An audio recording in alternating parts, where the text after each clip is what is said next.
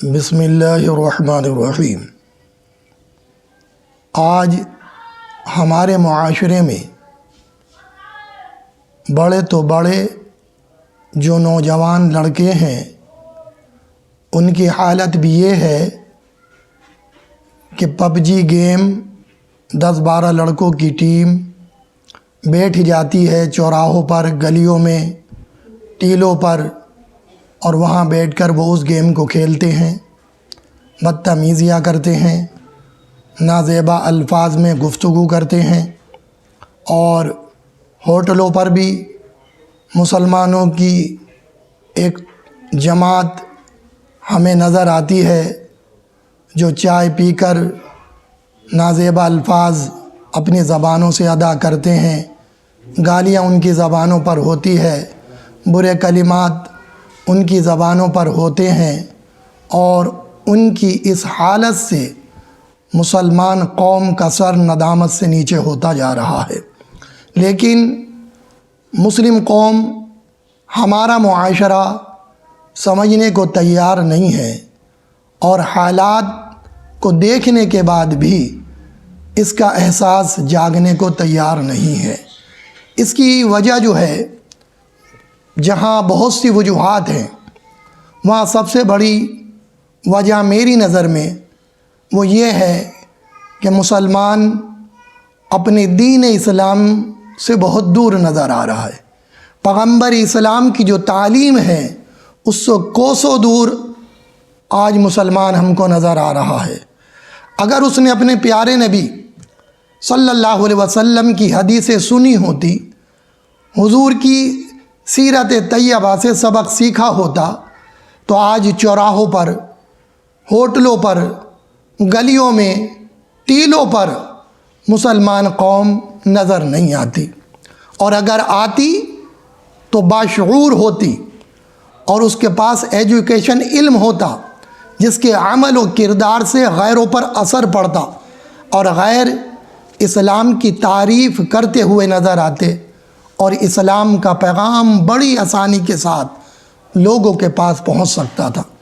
لیکن مسلمانوں نے اس پیغام کو، پیغمبر اسلام کی تعلیم کو پس پشت ڈال دیا ہے، اور پھر یہ گلا ہے کہ ہم کو عروج کیوں نہیں، ہم بلندگی کے مقام پر فائز کیوں نہیں، ہمیں عزت کی نظر سے کیوں نہیں دیکھا جا رہا، اور یہ کبھی نہیں دیکھتے کہ ہم نے اپنے نبی کی تعلیم کو بھلا دیا، ہم نے اپنے نبی کی تعلیم کو فراموش کر دیا۔ حضرات گرامی، قربان جاؤں میں اپنے نبی صلی اللہ علیہ وسلم کی تعلیم پر کہ راستوں میں بیٹھنے کے بارے میں حضور صلی اللہ علیہ وسلم کیا فرمانے عالی شان ہے۔ خدا کی قسم، راستوں میں بھی اگر بیٹھ رہے ہیں تو حضور کیا تعلیم فرما رہے ہیں، کتنی پیاری حضور کی تعلیم ہے، دل کو چھو جاتی ہے۔ اگر مسلمان اس پر عمل کرتے، خدا کی قسم، اور راستوں میں بیٹھتے، تو ان کا راستوں میں بیٹھنا بھی دین کے پیغام کو ہر انسان تک پہنچا دیتا۔ لیکن وہ تعلیم ہم نے بھول لی۔ لیکن میں یہ چاہوں گا کہ وہ تعلیم، وہ حدیث طیبہ جو آقا کریم صلی اللہ علیہ وسلم نے فرمائی ہے، وہ میں آپ تک پہنچا دوں، تاکہ میں بھی اس فریضے کو انجام دے سکوں کہ جو میرے اوپر ہے، کہ تمہارے پاس جو بھی دین کی تعلیم پہنچی ہے وہ اسے لوگوں تک پہنچا دو۔ تو اللہ کی رحمت پر بھروسہ کرتے ہوئے، یقین کرتے ہوئے کہ مجھے اس عمل پر اللہ تبارک و تعالی اجر و ثواب عطا فرمائے گا۔ چنانچہ بخاری شریف کی حدیث ہے، چیپٹر ہے المظالم، حضرت ابو سعید رضی اللہ تعالی عنہ اس حدیث کو بیان فرماتے ہیں۔ سبحان اللہ، آقا کریم صلی اللہ علیہ وسلم نے چند لوگوں کو راستوں پر بیٹھے ہوئے دیکھا، اور راستے میں جب آپ نے لوگوں کو بیٹھے ہوئے دیکھا تو آپ نے ارشاد فرمایا کہ راستوں میں نہ بیٹھو، راستوں پر بیٹھنا مناسب نہیں ہے۔ تو لوگوں نے عرض کی، یا رسول اللہ صلی اللہ تعالی علیہ وسلم، ہمارے پاس کوئی چارہ نہیں ہے راستوں پر بیٹھے بغیر، ہم راستوں پر، چوراہوں پر اس لیے بیٹھتے ہیں کہ ہم اپنی دل کی بات کہتے ہیں، گفتگو کرتے ہیں، بات چیت کرتے ہیں، ہمارے پاس اس کے علاوہ کوئی چارہ نہیں ہے۔ تو آقا کریم صلی اللہ علیہ وسلم نے سبحان اللہ کیا پیارا انداز ہے آپ کا، کیا تعلیم ہے آپ کی۔ آپ نے ارشاد فرمایا اگر تمہارا بیٹھنا اتنا ضروری ہے اور تمہارے پاس کوئی چارہ نہیں ہے اس کے علاوہ، تو حضور صلی اللہ علیہ وسلم نے ارشاد فرمایا کہ تم راستے کا حق ادا کر دو۔ اللہ اکبر۔ اسلام کیا کہہ رہا ہے؟ پیغمبر اسلام کیا ارشاد فرما رہے ہیں کہ راستے کا حق ادا کر دو۔ تو لوگوں نے پوچھا یا رسول اللہ صلی اللہ تعالیٰ علیہ وسلم راستے کے کیا حقوق ہیں، آپ ہمیں بتا دیجئے۔ تو آقا کریم صلی اللہ علیہ وسلم نے ارشاد فرمایا کہ راستے کے یہ حقوق ہیں کہ تم اپنی نظریں نیچی رکھو۔ اللہ اکبر۔ حضور نے ارشاد فرمایا کہ نظریں نیچی رکھو۔ جب نظریں نیچی ہوں گی تو خرافات کے جو راستے ہیں وہ بند ہو جائیں گے، جو شرم و ندامت کے سلسلے ہیں وہ بند ہو جائیں گے۔ نگاہ نیچی رہے گی تو آپ کے من میں کوئی غلط خیال کسی کو دیکھنے کے بعد نہیں آئے گا، کیونکہ نظر نیچے ہے، آپ دیکھ ہی نہیں سکیں گے کہ کون گزر گئی، کون لڑکی، کون عورت راستے سے گزر کے گئی، کیونکہ آپ کی نظر نیچے ہے۔ تو حضور نے ایک یہ تعلیم ارشاد فرمائی کہ نظریں نیچی رکھو۔ اور دوسرا حضور صلی اللہ علیہ وسلم نے ارشاد فرمایا کہ تمہاری ذات سے کسی کو تکلیف نہ پہنچے، تم ایذا رسانی کا سبب نہ بنو۔ اللہ اکبر۔ تمہاری ذات سے کسی کو تکلیف نہ پہنچے۔ اب اگر تم گندی گفتگو کرو گے، غلط الفاظ بولو گے، کسی کو چھیڑو گے، کسی کا مذاق بناؤ گے، تو تمہاری ذات سے تکلیف پہنچ رہی نہیں۔ تو جب تمہاری ذات سے تکلیف پہنچے گی تو یہ جھگڑے کا سبب بنے گا، جھگڑے کا سبب بنے گا تو دشمنی بڑھ جائے گی، دشمنی بڑھ جائے گی تو لڑائی جھگڑے قتل و غارت کا سلسلہ شروع ہو جائے گا۔ تو مصطفیٰ نے ان چیزوں کے آنے سے پہلے ہی فرما دیا کہ تم ایسی عمل نہ کرو جس کی وجہ سے یہ چیزیں واقع ہوں۔ لہٰذا حضور نے راستے بند کر دیے۔ شیطان کی مداخلت کے جو راستے تھے، نفس کے شر کے جو راستے تھے، حضور نے بند فرما دیے کہ تمہاری ذات سے کسی کو تکلیف نہ پہنچے۔ تیسری بات آقا کریم صلی اللہ علیہ وسلم نے ارشاد فرمائی کہ تم سلام کرو۔ جب سلام کرو گے تو تم اسے یہ دعا دے رہے ہو کہ اللہ تبارک و تعالی تجھ پر سلامتی نازل فرمائے، اور یہ کہہ رہے ہو کہ تو محفوظ ہے، تو سلامتی میں ہے، میں تجھے کوئی تکلیف کسی طرح کی بھی نہیں پہنچاؤں گا۔ اب جو گزر رہا ہے وہ آپ سے محفوظ ہے اور آپ اسے دعا بھی دے رہے ہیں۔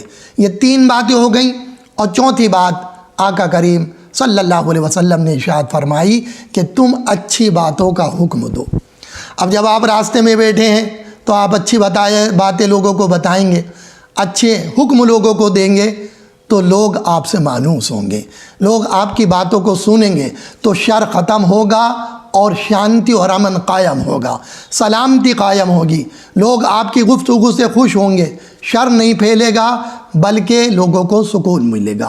اور آقا کریم صلی اللہ علیہ وسلم نے ارشاد فرمایا اور تم برائی سے لوگوں کو روکو، اچھائی کا حکم دو، بھلائی کا حکم دو، نیکی کا حکم دو، اور بری باتوں سے، برے کاموں سے لوگوں کو روکو۔ جب برائی کو روکو گے تو معاشرہ اپنے آپ اچھا ہوتا نظر آئے گا، خوشگوار ہو جائے گا، آپ راستے کا حق ادا کر دیں گے۔ اور اس طرح سے اگر آپ راستے میں بیٹھتے ہیں تو مجھے یہ یقین ہے کہ آپ کے کردار و عمل سے لوگ بھی خوش ہوں گے اور اسلام کی طرف بھی راغب ہوں گے، اور ہر انسان یہ کہتا نظر آئے گا کہ دیکھنا ہو اگر کسی کو اسلام تو ان مسلمانوں کے کردار و عمل کو دیکھ لو کہ اگر راستے بھی بیٹھتے ہیں تو یہ پیغام دیتے ہیں کہ یہ مسلمان ہیں جو امن و شانتی قائم کیے ہوئے ہیں، جن کے بیٹھنے پر بھی ثواب ہے، اور لوگ فساد شر سے بچے ہوئے ہیں، امن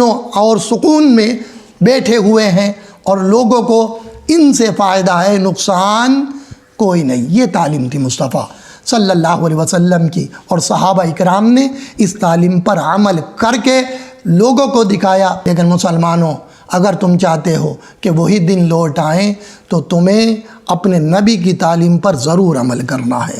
اگر تم نبی کی تعلیم پر عمل کرو گے اور جو نبی نے ہمیں درس دیے ہیں ان درسوں کو تم سمجھو گے، ان اسباق کو پڑھو گے، تو تبھی تم اسلام کا پیغام دے سکتے ہو، ورنہ تو آج تمہارے حالات ہیں، جو تمہارا کردار ہے، اسے دیکھنے کے بعد اسلام کو تکلیف پہنچتی ہے، پیغمبر اسلام کو تکلیف پہنچتی ہے، اور آنکھیں آنسو پانی کے نہیں خون کے آنسو آنکھوں سے نکلتے ہیں۔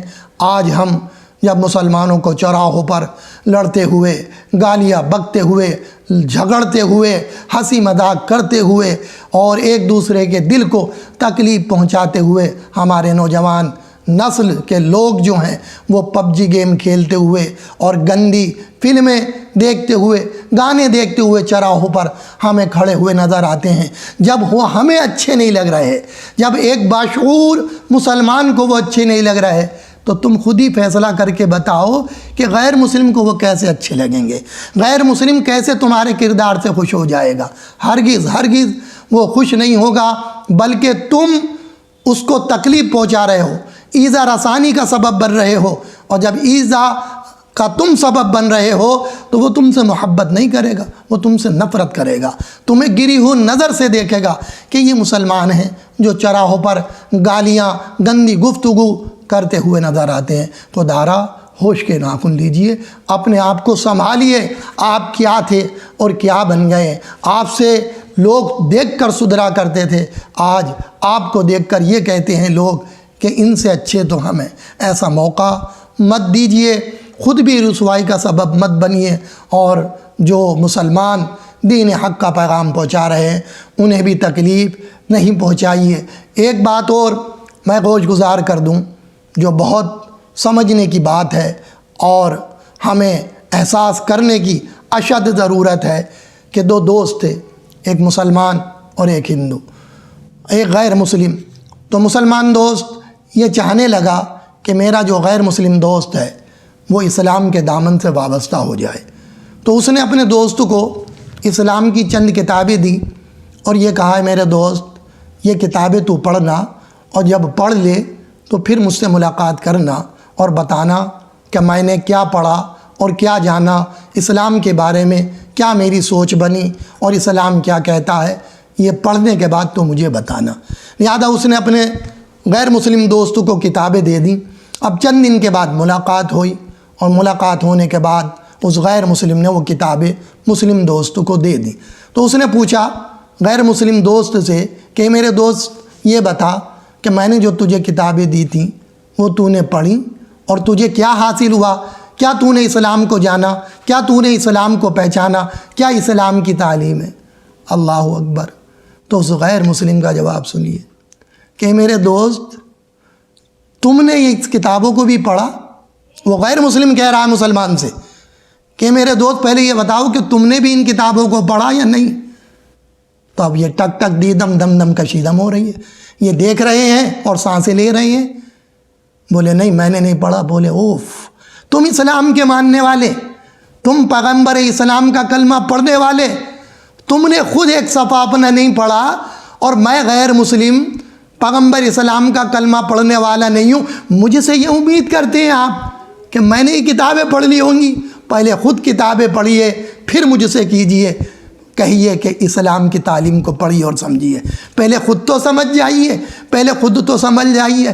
مسلمانوں یہ جواب جھنجھوڑ دیتا ہے آپ کو اور کہتا ہے یہ جواب اس غیر مسلم کا کہ پہلے خود تو سمجھ جائیے، بعد میں دوسروں کو اپنی باتیں بتائیے، پہلے خود اسلام کے سانچے میں اپنے آپ کو لائیے۔ تمہارا کردار بولے، تمہاری زبان بولے، تمہاری آنکھیں بولیں، تمہارا اخلاق بولے اور دیکھ کر تمہیں یہ لگے اور بندہ یہ کہے کہ دیکھیے یہ ہے پیغمبر اسلام محمد مصطفیٰ صلی اللہ علیہ وسلم کا غلام، جو سچا بھی ہے، جس کا اخلاق بھی ہے، جس کا کردار بھی ہے، جس کی سیرت بھی ہے، جس کا گفتگو بھی ہے۔ تجارت میں دیکھا جائے اس کا کوئی ثانی نظر نہیں آتا، جب ہم عمل کی دنیا میں دیکھتے ہیں تو اس جیسا عمل کرنے والا نہیں نظر آتا، جب ہم گفتگو میں دیکھتے ہیں تو اس سے اچھی گفتگو ہم کو نظر نہیں آتی۔ جب یہ باتیں کرتے ہیں تو اپنے نبی کی ایسی ایسی باتیں بتاتے ہیں کہ دل کو روشن و منور کر جاتی ہیں۔ یہ خود بھی عمل کرتے ہیں اور دوسروں کو بھی اپنے پیغمبر کی باتیں